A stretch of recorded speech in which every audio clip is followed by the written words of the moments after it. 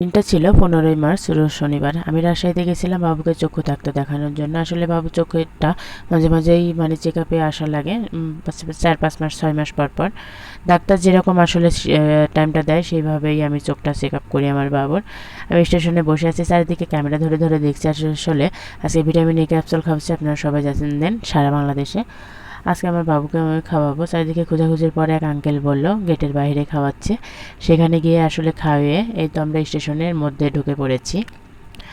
এখন একটা train entry নিচ্ছে, দেখেন স্টেশনের মধ্যে। দেখতে খুব ভালো লাগলো। ট্রেনটা খুব ধীরে ধীরে আসলে লোকজন চলাচল করছে, এই জন্য খুব ধীরে ধীরে এন্ট্রি নিচ্ছে স্টেশনের মধ্যে। 7 নম্বর প্ল্যাটফর্মে, ওই সাইডে যে প্ল্যাটফর্ম ওইটাতে ট্রেনটা দাঁড়াবে, আবার চলেও যাবে।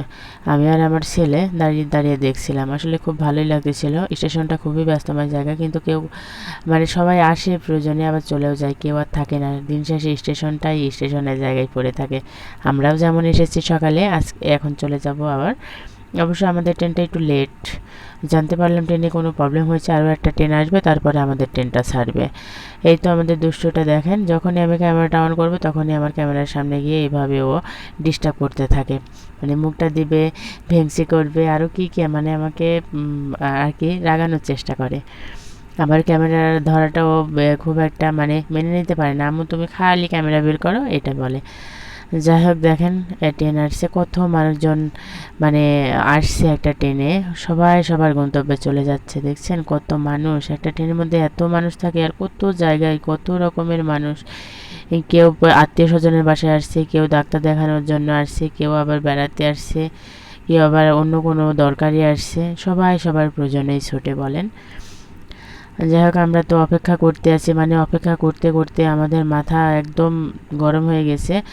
রোজা আছি, রোজার দিনে তো ট্রেন লেট, বুঝতেই পারছেন কেমন লাগে। ইফতারটা রাস্তায় করা লাগবে না, বা বাড়ি পৌঁছাবো, সেটা নিয়েও টেনশন করছি। এদিকে আমি একটা বোকামির মতো কাজ করেছি আজকে। ছেড়ে খেয়ে নামাজ কালাম পরে রওনা দিয়েছে। বাচ্চার কোনো খাবার বাসা থেকে নিয়েছিলাম না। আমার বাবু সারাদিন আজকে বাইরের খাবার খেয়েছে।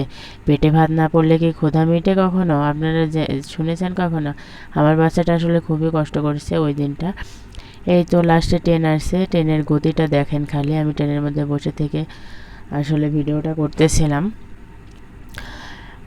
খুবই দ্রুত গতিতে ট্রেন যাচ্ছে। আমি একটু ক্যামেরা বন্দি এই জন্য করে নিলাম।